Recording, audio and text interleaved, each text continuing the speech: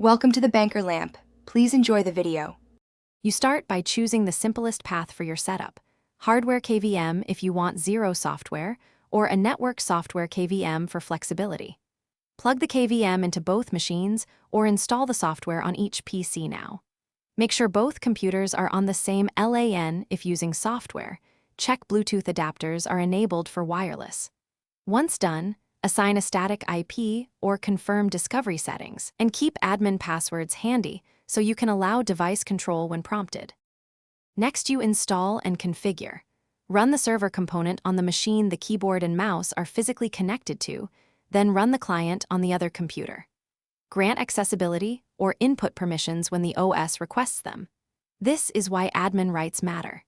Configure a hotkey combination for fast switching, enable clipboard and file drag if supported, and set per display cursor wrapping or monitor mapping so the pointer flows where you expect it. Test switching and adjust latency settings if needed. Finish by exercising the setup under real conditions. Copy text, move files, and use multimedia to reveal lag.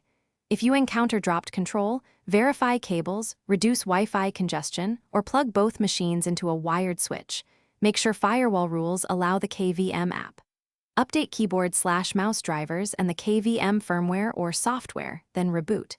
One key troubleshooting tip: if switching fails, temporarily disable third-party security software and confirm both machines.